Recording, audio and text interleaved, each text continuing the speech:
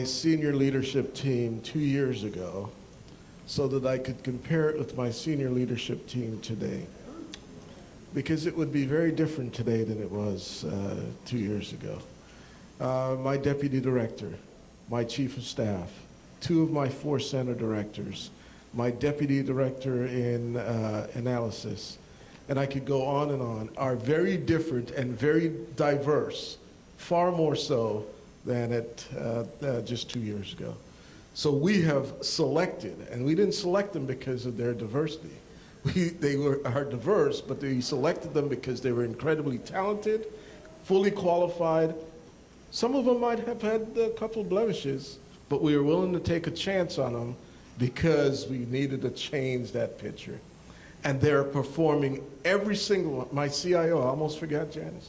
My CIO, probably the person who gets more attention from me than any of my directorates, because you see how IT works, right? So, but we've made the commitment, and it is now permeating throughout the organization at every level. Our DIA senior representatives around the globe are more diverse than they were 22 months ago. So we're hiring and we're placing people, and we think that will stick throughout the next several years, because these are the leaders who will pick their follow-on leaders, and it will be much more diverse. I have a personal question to ask you, Director Stewart. As the highest-ranking African-American in the IC, and the first African-American and Marine to head up the DIA, do you feel like you have a special obligation? Do you feel, how has that title affected your ability to do your job? From a intelligence mission standpoint, I have 5 no-fail missions represent some of our greatest challenges around the world. On a personal level, I have 1 no-fail mission. I cannot fail. And I don't talk about that a whole lot, but there's tremendous pressure to be the first and hope that you're not the last. Because there's pressure that comes where there are groups of folks who are praying.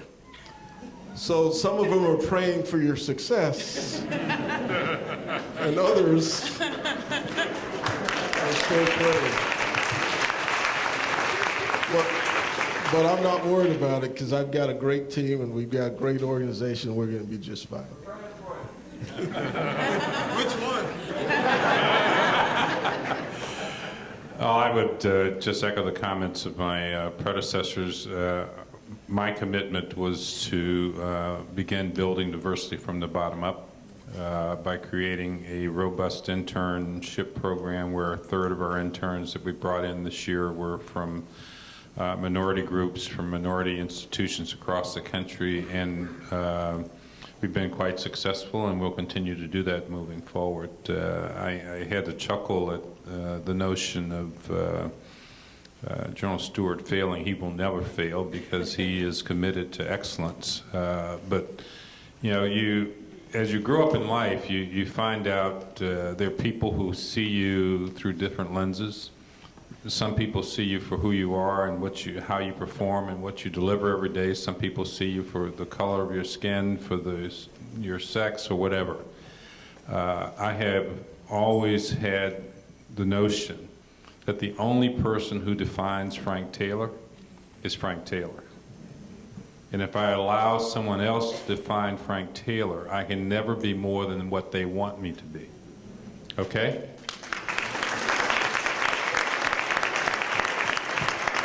Before we open it up to questions from the audience, I also want to thank Rhonda Scott Johnson. Where's Rhonda? Rhonda, you've done it. She has been a very big force in OD&I to make this a reality. We really appreciate you coordinating among the agencies, making sure all the recruiters are here. You've done a great job, and I just want to personally say thank you. Thank you. So we're opening it up for a few questions. 2 people have mics. Raise your hand if you have a mic. Okay. So my name is Anthony Stills. I'm from U.S. Cybercom, and as a secondary duty, I try to mentor and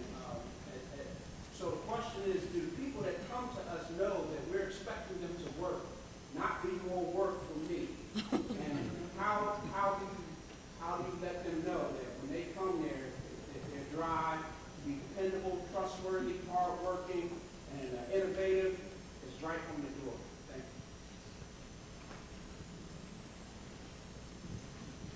you. Next question. No, I think you got to be straight with folks. I recently counseled an individual who either wasn't listening or no one had ever been straight with him. And sometimes you just got to pull them in real close and explain that the key to success is not sitting and waiting. It's the key to success is showing up, being prepared, and going to work.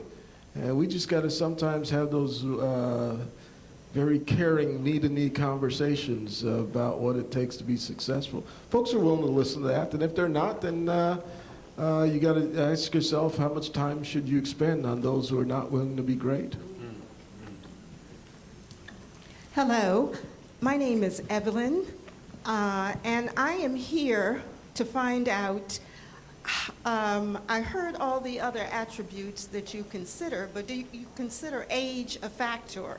I'm 70 years young, and I would like to apply. And I feel that I have skills and talents, and I'm still very active, and my brain is sharp. So how would I be viewed if I applied? As a very sharp 70-year-old, that's for sure. One of the things that I think the intelligence community has done a better job of over the years is to not just be looking at the younger professionals coming in. We benefit so much from having individuals with life experiences, people who have already accrued quite a bit of professional experiences. And so I think statistically, we have brought more people in at that mid-career level. So I would say that irrespective of your age, your background, whatever, to take a look at the agencies. And I can't speak for the recruiters themselves, but they are here. And so I think the questions you raise are exactly the types of ones that we need to be able to respond to in a very honest and candid fashion. But it's not just the 20-year-olds that we're looking for. We're looking for, I'm in my 60s. And so I greatly recognize just how much you have and others of our generation have to offer. Hi, my name is Councilor Sheila Tyson from Birmingham, Alabama. City Councilwoman Sheila Tyson Yes. from Birmingham, Alabama. Right. The word diversity, it means so much. And to black women, we feel like it's just the system, a way to just leave us out again, because a lot of white women consider themselves as that, and so do Latino women. So will you ever put just directly, you will hire black women, because we are still being left out of the system when you use diversity?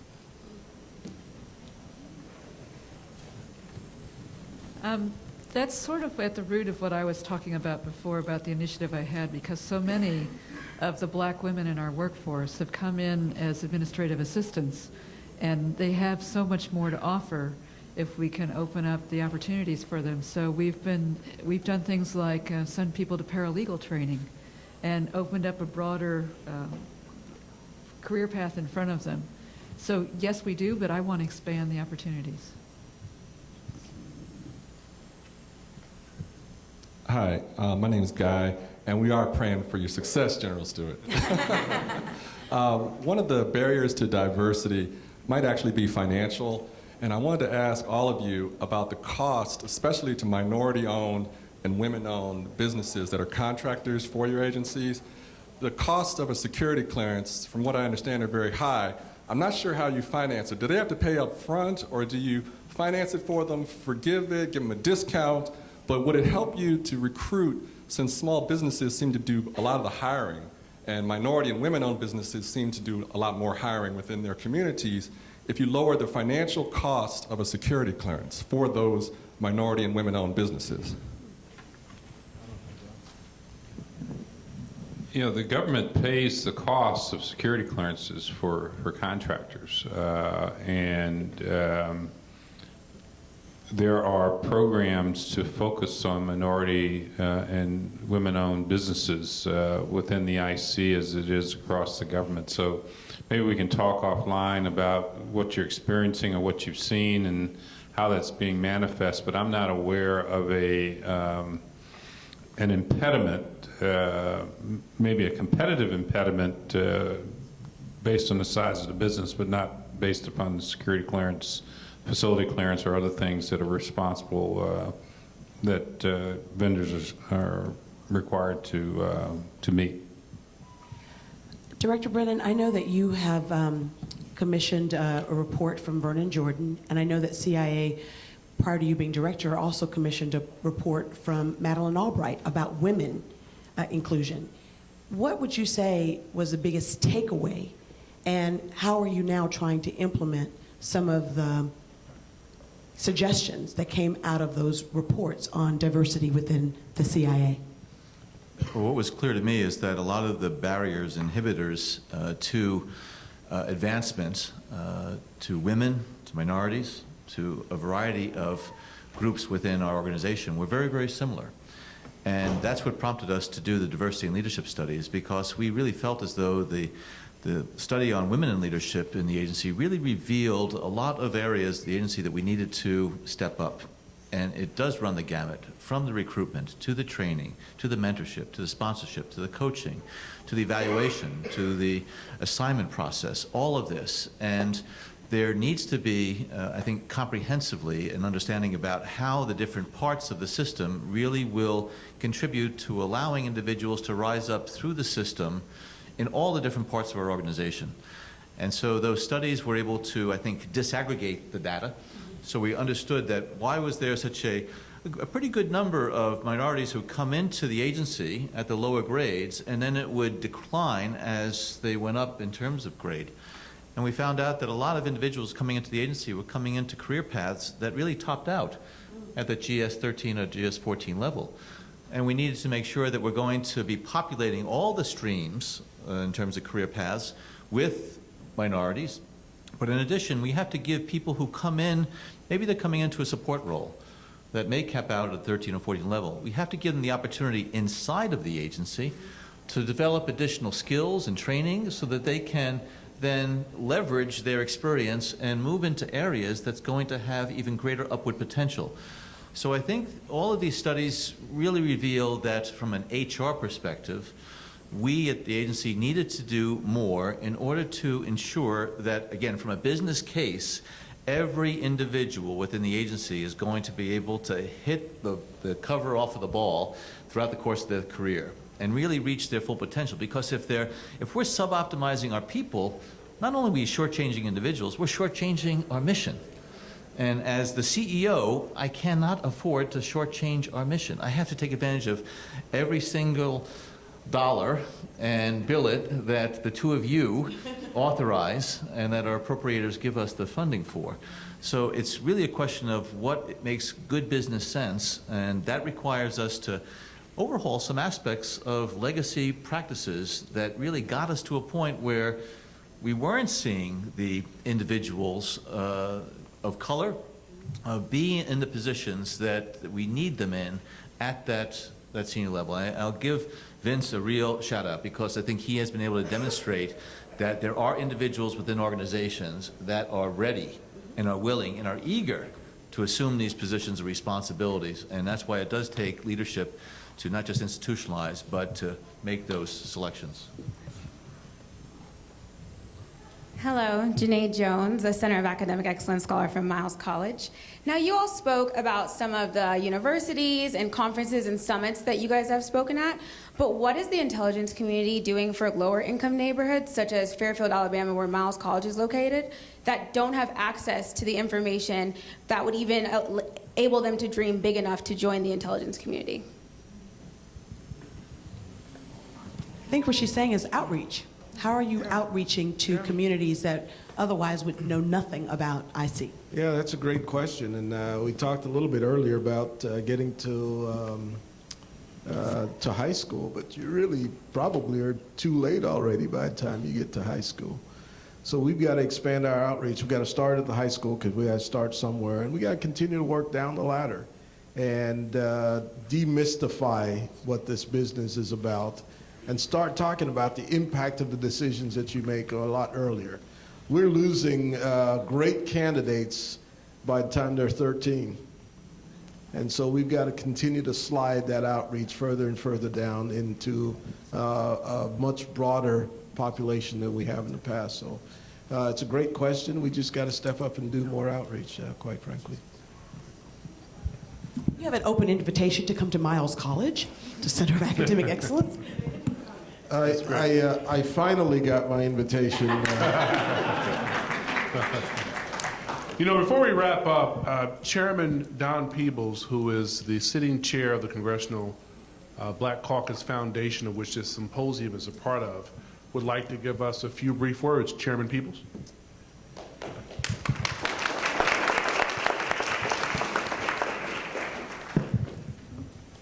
Well, I want to just thank everybody, one, for being here, but also thank the panel for being here and unlocking some of the mystery of the process.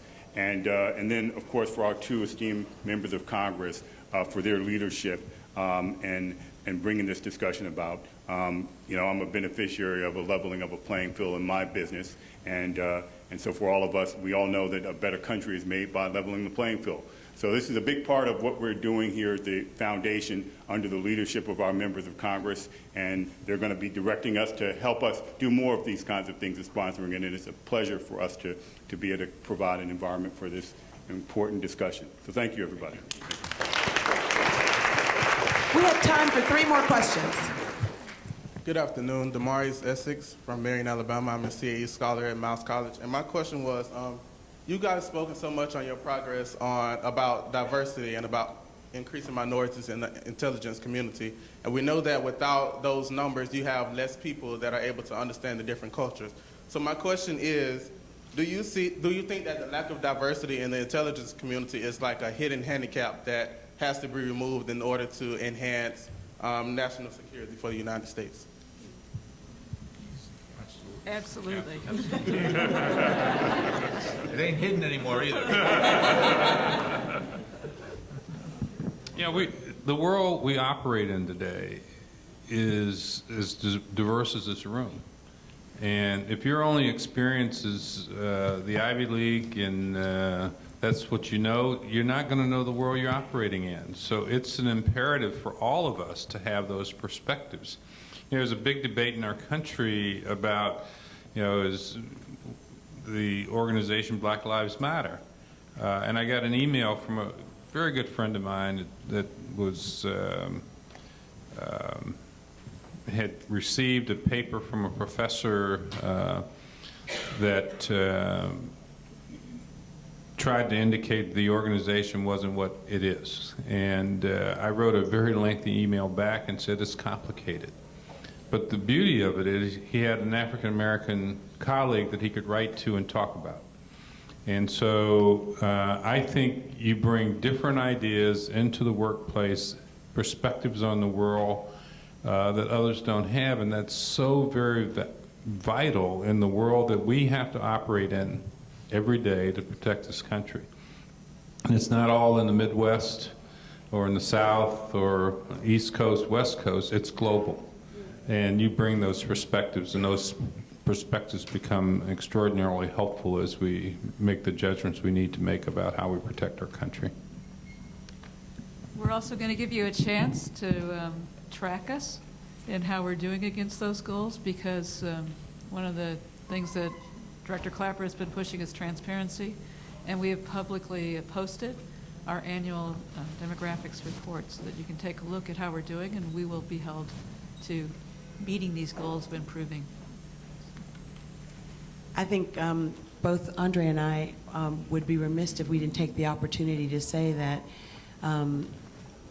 this has been so enlightening for this group, but I think that it would be just as enlightening for the entire HIPSI. So I'm asking my ranking member to join with Andre and I in requesting that we have a hearing on diversity within the IC, so that all of the appropriate, all of the people who have oversight over these agencies can make sure that you guys are accountable to that level of diversity. That's my pledge. So, any other questions? Good afternoon. My name is Angela Williams. I'm from Fairfield, Alabama. I'm an instructor at Miles College. and I have a question for you. I heard the gentleman earlier speak to having candidates show up who kind of have it confused as to what they're being asked for, and it speaks to underemployment. And I tell students all the time that you have a 3.8 on paper, but outside of that, what are you doing and what are you bringing to the table? And you spoke to that openness of the transparency of just tell them what they need to hear.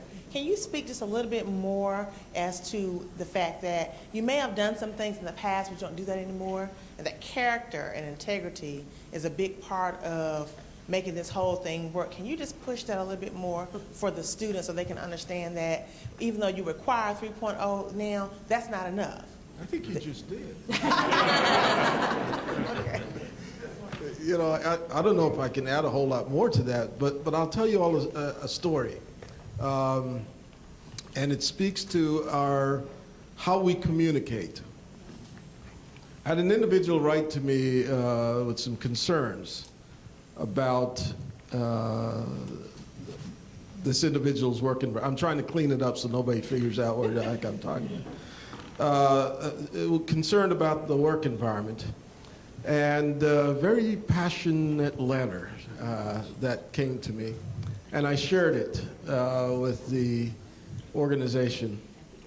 And the immediate response back was on the grammar and the English and the misspelling in the communication. It was not about the issue that was in the communication. It was about grammar. Yes, character matters, your behavior, your performance matters, but let me tell you, sometimes you're going to be judged when you open your mouth or when you write something down, and no one has anything else to judge you on. So if there's one thing I can tell you all to do, you really got to emphasize communication skills. Written and oral communication skills will take you a long, long way, because you know, if you talk right, they'll probably invite you back. If you leave a document behind that captures who you are, and in the first sentence or the first paragraph you've got some errors, that will define for that person who you are. So yeah, character matters, but how you present yourself, how you represent the best of you to someone who may not even see you, just hear you or read something that you present, really is important. So write every day, continue to refine your writing, find ways to speak every day, have someone critique your speech, and you can go a long way with those two additional tools. I will add, you're not just applying to an organization when you come to the IC, you're applying for a security clearance. And in addition to what Vince was saying about your oral and written skills, we are going to be doing background investigations on you. So one of the things I want to make sure people understand is that it's going to take a while for that application process to be completed, because there are going to be interviews with you. There's going to be questions about what it is that you've done in addition to that 3.0 on that academic record, to make sure you do have the integrity and character and the type of purpose in life that we feel confident in entrusting some of this country's most precious secrets and information. So that's why it does take a while, because we're welcoming you not just to a job, not just to a organization, we're welcoming you to a family of Americans who are entrusted with this nation's most important information. And also, as I see my friends from Miles College here, from the standpoint of, you know, as you go forward, the next time you engage with someone from an Ivy League school, you know, and they ask you, you ask them, where are you from? And they say Harvard or Yale or Princeton or whatever. You hold your head high, you look at them, and you say, what's the matter? You couldn't get into Miles?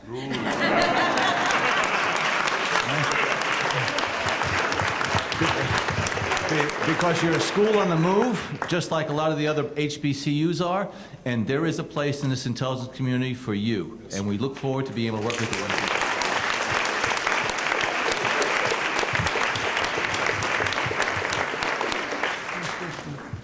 He is Brother Brennan, isn't he?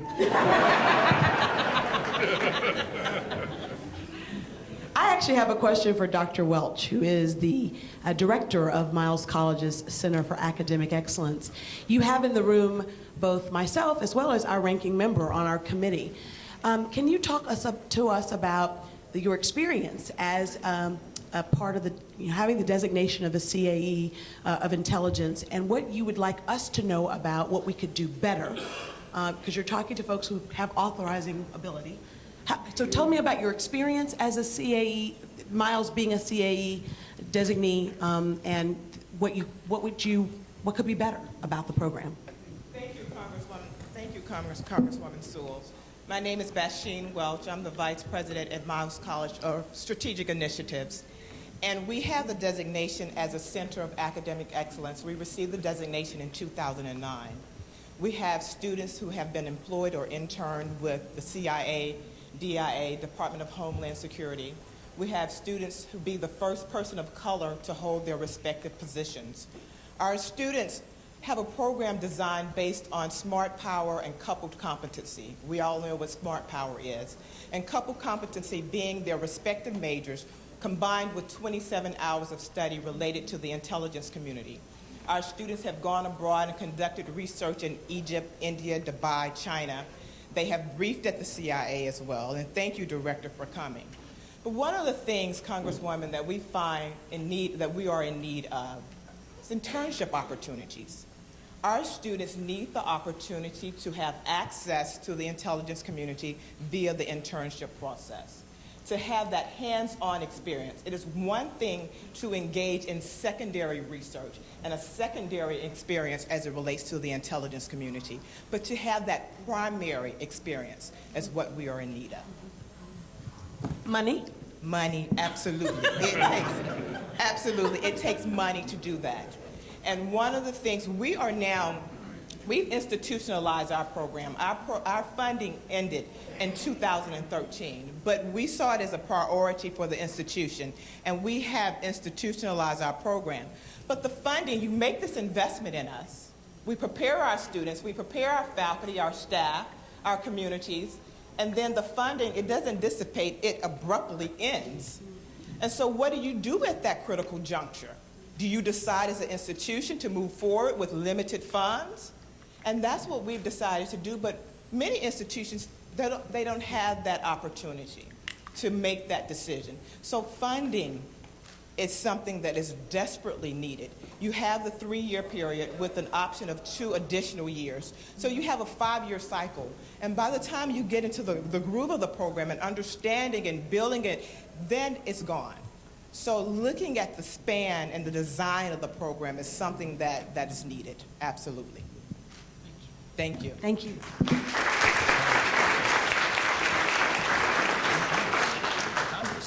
I know that's Congress. Yes.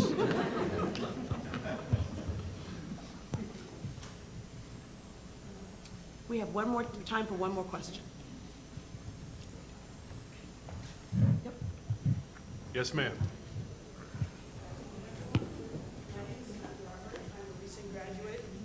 I'm a recent graduate from the University of the Virgin Islands.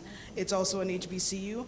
What I wanted to ask specifically to everyone on the panel, I would appreciate all of your feedback, is with recruitment in the intelligence community, people that come from the islands or the outlying territories of the US, we don't have access to that information. And if we do, it's very little. So what can be done in that capacity to expand access outside of the mainland?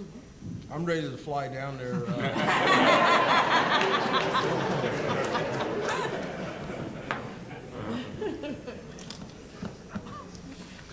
I know that you have a very dynamic president because I met your president at the Thurgood Marshall Fund event this past year.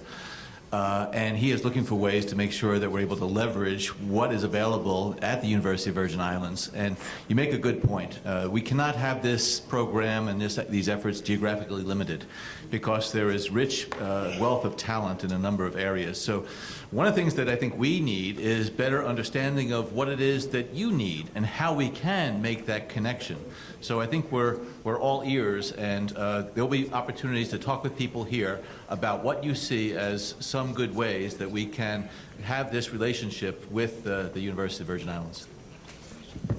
I've asked my team also to look at how we can bring the universities together who are participating in the Center of Academic Excellence and start really understand best of breed, best of practice, and do what we can to standardize across the board a little bit better. Refine how we get all of the intelligence community to tap into this pool for internship opportunities. We have not done as well as we ought to have, and so we'll look at how we do that. I've got my director of HR here with the team. So we're going to expand our internship program next year, probably double it if I can pull that off. And so, again, my commitment is let's learn best practices, let's institutionalize them, let's see how we can extend programs that are being successful. Let's measure a little bit more effectively. We have not done that as well as I think we should. And if you're performing and delivering, then you ought to be rewarded. And if you're not delivering, then probably not. And yes, and just let me know when you're ready for a visit to the Virgin Islands. Bags are packed. And just to quickly close, if you could take a look at those online resources that I mentioned, our applicant gateway, some of those things which are extraterritorial, and give us feedback if it's not hitting the spot for you or not addressing questions that you might have, as well as our things like the virtual career fair, where you can take, you can have people not have to travel, as nice as it would be to go to the Virgin Islands. Well, Madam O'Sullivan, Director Brennan, General Stewart, Dr. Taylor, thank you. Give them a CBC hand. Thank you. We want to thank the entire staff at HIPC, teams Carson and Sewell, Miles College, and each and every one of you. We're going to let the students go to the booths first, but you all should go to the booths as well. Change your life, change an agency, make the world great, keep America great again. God bless you, everybody.